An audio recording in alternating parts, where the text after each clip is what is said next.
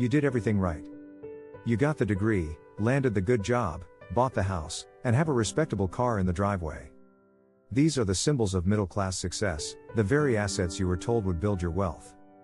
But what if I told you that for many, these aren't assets at all?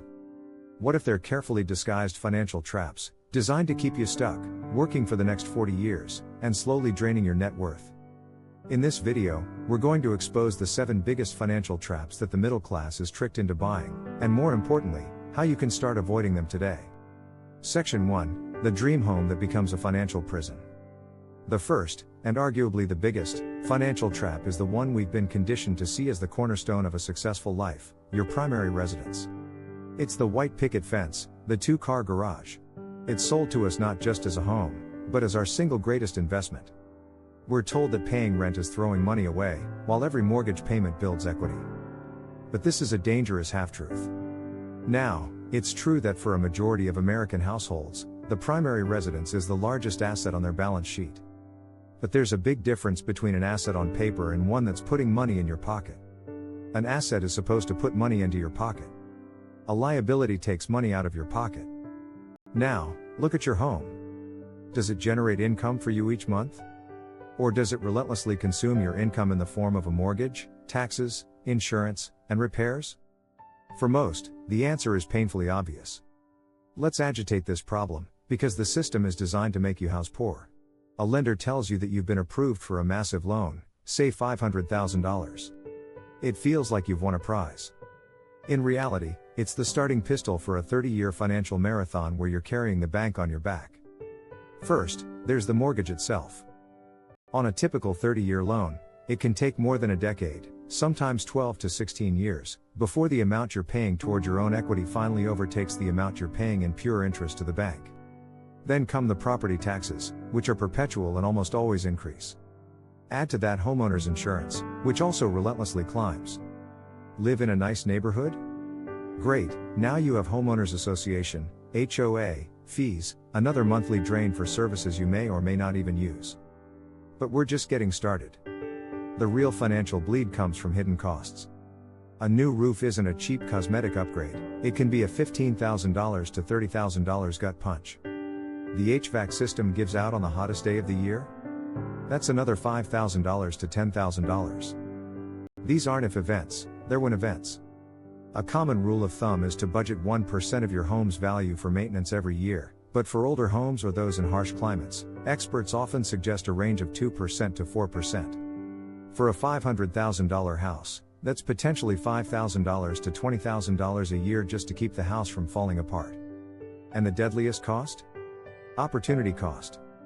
That $100,000 down payment? If you had invested it in a simple S&P 500 index fund, historically, it could have grown substantially more than your home's equity, all while being completely liquid. Need cash fast? You can't just sell the master bathroom. You have to sell the entire thing, a process that is slow and expensive. So what's the solution? A radical mindset shift. Your primary residence is not an investment, it's a place to live. It's a consumption item. Stop asking, how much house can I get approved for? And start asking, what is the least amount of house I need to live well? Follow stricter rules than the bank gives you, like aiming to keep housing costs under 25% of your take-home pay. This frees up cash to acquire real assets, things that actually generate income. Consider house hacking by buying a property with a rentable unit. Suddenly, your tenant is helping pay your mortgage, and your liability starts acting like an asset. And don't be afraid to rent. A 2026 report did find that in over 57% of U.S. counties, the monthly costs of owning were more affordable than renting a 3-bedroom property. However, this analysis doesn't factor in the massive upfront down payment and closing costs that buying requires. The dream home isn't the one that impresses your friends, it's the one that lets you build financial freedom. Section 2, the new car that drives you to broke. The second financial trap is sitting in your driveway. It's that new car, gleaming under the sun, a symbol of success and freedom. And it is one of the most destructive financial decisions a middle-class person can make on repeat. The problem is simple, we're taught to think about cars in terms of a manageable monthly payment. The dealership doesn't sell you a $48,000 SUV, they sell you a $700 a month lifestyle upgrade. It feels affordable. But this focus is a brilliantly designed trap that masks the devastating total cost. A new car is not an asset. It is a rapidly depreciating machine you finance with future earnings. Let's agitate this. The moment you drive that brand new car off the lot, it can lose up to 20% of its value. After 5 years, that car will have likely lost around 60% of its original value. Yet, you're probably still making payments on it. But depreciation is only the opening act. Let's break down the real cost of that $700 a month car. You're financing it, so you're paying interest on a depreciating item, the financial equivalent of running up a down escalator. Because it's a new, financed car, you're required to have full coverage insurance, which is significantly more expensive. Then there's fuel, maintenance, and inevitable repairs. Let's run through a high-end scenario. That $48,000 SUV with a 6-year loan. By the time you've paid it off, the interest alone could cost you over $7,000. Full coverage insurance could be $2,000 a year, adding another $12,000. Gas might be $14,400 over the 6 years. Maintenance and repairs could easily top $3,000. Suddenly, your $48,000 car has actually cost you over $84,000. And what's it worth after those 6 years? Maybe $19,000, if you're lucky. You have spent a fortune to lose a fortune. This is the math they don't show you in the glossy commercials. What's the solution? Divorce transportation from status. Your goal is to get from point A to point B safely. The solution is to buy reliable, used cars that are 3 to 5 years old, after they've already taken their biggest depreciation hit. And the ultimate power move? Pay cash. Instead of a $700 monthly payment, imagine having an extra $8,400 a year. You could max out a Roth IRA. You could build a robust emergency fund. Over 30 years, that $8,400 invested annually could grow into a life-changing sum. This isn't about being cheap, it's about being strategic. The goal isn't to have the nicest car in the parking lot, it's to be the person who doesn't need a car loan to sleep at night. Section 3, the expensive college degree with a weak ROI. This next trap is controversial because it attacks what we've been told is the most important investment you can make in yourself, a college education. For generations, a bachelor's degree was the non-negotiable ticket to the middle class. The message was, go to the best school you can, borrow whatever it takes, the payoff is guaranteed. Today, that guarantee has expired. The trap isn't education itself, skills are invaluable. The trap is debt-funded education with a low or negative return on investment, ROI. We are encouraging 18-year-olds to sign up for mortgage-sized debts for degrees that may not lead to a job that can service that debt. Let's agitate the problem. The student loan crisis in the US is a nearly $2 trillion anchor dragging down an entire generation. For the 2024 to 2025 academic year, the average total cost of attendance for just 1 year at an in-state public university is nearly $30,000. That's about $120,000 for a 4-year degree, and that's before you factor in interest on loans or lost income. The original script's claim of an average break-even of 12 years is an overstatement for the typical graduate. Many studies from the Federal Reserve show a strong average ROI of around 12 to 15%. However, this is just an average. For graduates in low-paying fields, it can take a decade or more just to break even, turning their degree into a liability on their personal balance sheet. They did what they were told, and their reward is a decade of financial servitude. Would you take out a $100,000 business loan without a business plan? Of course not. Yet we encourage teenagers to make a far larger financial decision based on vague passions or a university's prestige, with little financial analysis. So what's the solution? Treat higher education like the major financial investment it is. You must become a ruthless analyst of your own future. Before signing any loan, calculate the ROI. Research the realistic starting salaries for the specific job you want, using data from the Bureau of Labor Statistics, not the university's glossy brochure.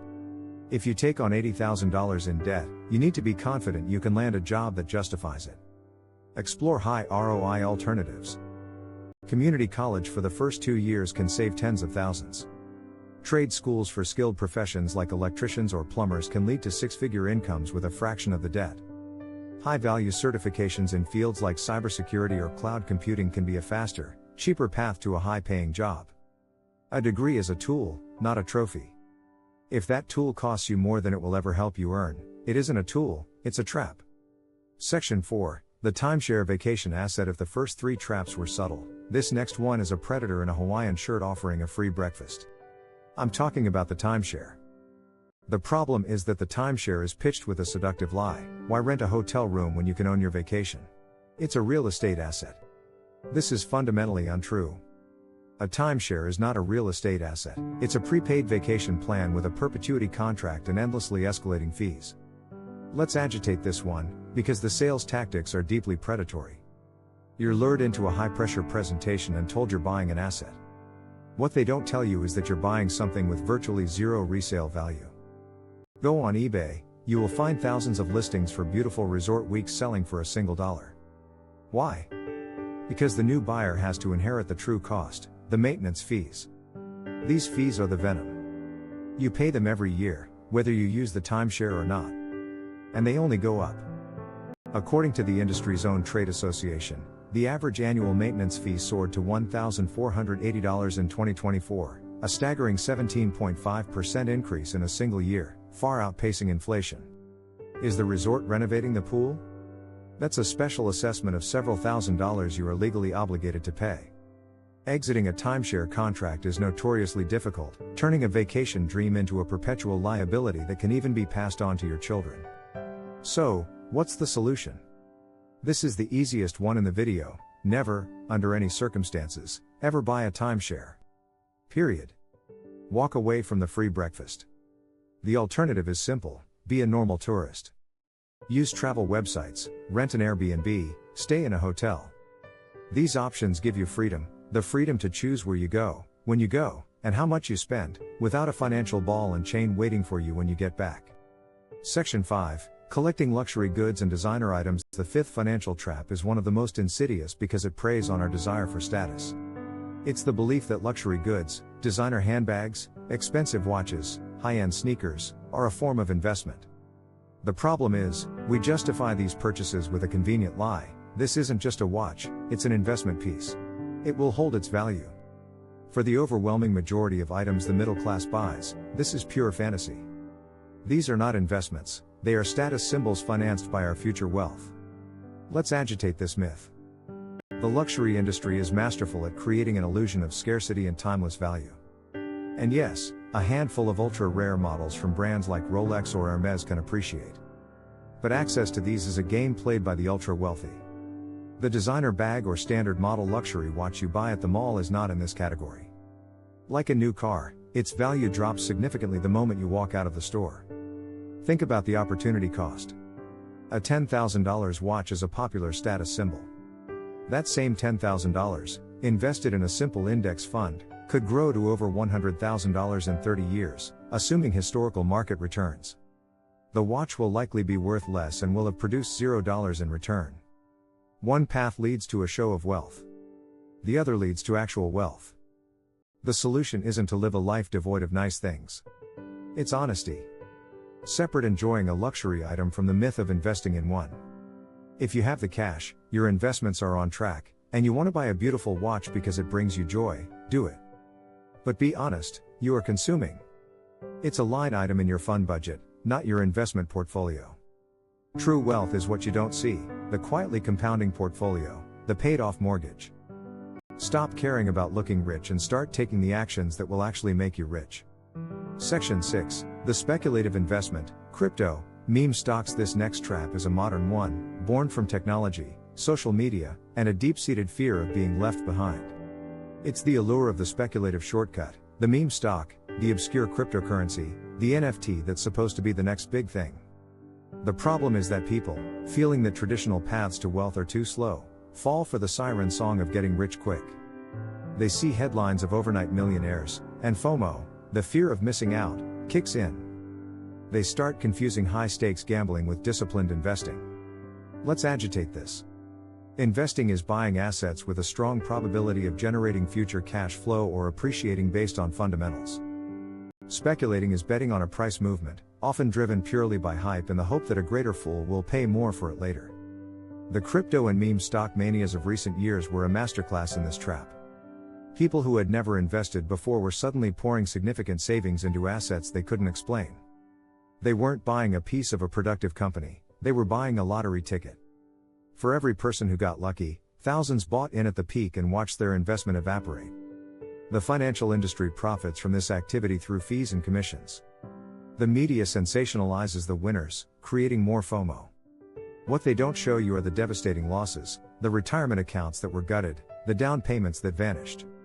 The solution is not to completely shun new technologies. It's to create a firewall between investing and speculating. This is the 95/5 rule. 95% or more of your investment capital should go into a diversified portfolio of proven, boring, long-term investments like low-cost index funds. This is your wealth building engine. If you have the itch to speculate, you can allocate a small, predefined portion, no more than 5%, to a Vegas fund. This is money you can afford to lose completely. If it goes to zero, it won't derail your financial future. If it goes to the moon, great. This strategy protects you from your own worst impulses. Wealth is built through discipline and patience, not by chasing hype. Section 7, using high-interest debt as a tool. The final trap is the most pervasive. It's woven into our consumer economy and marketed as a tool of convenience and empowerment. It is the normalization of high-interest consumer debt, credit card balances, personal loans for vacations, and the seemingly innocent buy now, pay later, BNPL, services. The problem is that these are not tools for building wealth, they are products for wealth extraction. They let you pull future consumption into the present, but at a terrible price, interest. Let's agitate this. The average interest rate on credit card balances is now over 21%. Let that sink in. The stock market historically returns around 10% annually. By carrying a credit card balance, you are guaranteeing a negative return of over 20% on your money. No investment strategy on earth can consistently overcome that. A $2,000 purchase on a credit card can feel manageable, but if you only make minimum payments, it could take over a decade to pay off and cost you more in interest than the item itself. And now we have buy now, pay later. It seems harmless, for easy, interest-free payments. But it's psychologically deceptive. It encourages impulse spending and makes it hard to track your true cash flow. While default rates on the loans themselves are low, studies show that BNPL users are more likely to carry other forms of high-interest debt and that a significant number of users end up incurring late fees. It's just debt, repackaged to feel safer than it is. The solution is to declare a personal war on high-interest debt. First, stop the bleeding. Stop adding to the balances. Second, build a small emergency fund of $1,000. This is your buffer to break the cycle. Next, create a focused debt payoff plan using either the avalanche or snowball method. The key is to be aggressive. Finally, reframe the role of credit. A credit card should be a tool for convenience and rewards, used like a debit card. If you cannot pay the balance in full by the end of the month, you cannot afford it. Escaping the pull of consumer debt is the single most powerful step you can take to change your financial trajectory, freeing up your most powerful wealth building tool, your income. From traps to tools, what to buy instead. So, we've exposed the 7 financial traps designed to look like assets. But tearing this down can feel discouraging. The crucial question is, if we stop buying these liabilities, where should we direct our money instead? Let's talk about real assets. First, an emergency fund. This is 3 to 6 months of essential living expenses, sitting in a high-yield savings account. It's not a sexy investment, but it's the asset of peace of mind. It's what keeps a surprise expense from turning into a debt spiral. Second, the engine of your wealth, low-cost, broad market index funds and ETFs, held within tax-advantaged retirement accounts like a 401k or Roth IRA. An S&P 500 index fund, for instance, lets you own a small piece of the 500 largest companies in America. It's diversified, cheap, and has a proven track record. This is the get-rich-slowly scheme that actually works. Third, the fuel for your financial engine, income-producing skills. In a rapidly changing economy, your ability to earn is your greatest asset. Invest in yourself. A certification, a coding bootcamp, a sales course, or a master's degree with a clear positive ROI, any skill that directly increases your earning power is a high-yield investment. Fourth, the accelerators, productive assets that generate cash flow. This is where you truly start to think like the wealthy. It could be owning a business or a side hustle. It could be owning rental real estate, but only if it generates positive cash flow after all expenses. It's anything that puts money into your pocket, month after month. And finally, don't forget the guaranteed return of paying off high-interest debt. Paying off a credit card with a 21% interest rate is the equivalent of earning a 21% guaranteed, tax-free return on your money. You cannot find that anywhere else. It's the first and best investment to make when you're digging out of a hole. The line between the middle class and the truly wealthy isn't just about income. It's about mindset. It's understanding the difference between things that make you look rich, and assets that actually make you rich. We've covered the 7 great deceptions: the house that becomes a prison, the car that drives you to broke, the degree that drowns you in debt, the timeshare that traps you in fees, the luxury goods that are just consumption in disguise, the speculative gambles, and the high-interest debt sold as a convenience. These are structural traps designed to keep you on the hamster wheel. But now you see them. You have the blueprint. The path forward is to reject the script you've been handed. Start questioning conventional wisdom. Analyze every major financial decision through one simple lens: does this put money in my pocket, or does it take money out? Stop buying the illusion of wealth and start the quiet, unglamorous, but incredibly powerful work of building the real thing. Your future self is counting on it. Now that you know what traps to avoid, the next step is building a plan to buy the right assets. That's why I've created this next video for you: the 3-fund portfolio, the ultimate lazy way to get rich. It's the simplest and most effective investing strategy for 99% of people. Click the link on the screen to watch it now and turn today's knowledge into tomorrow's wealth.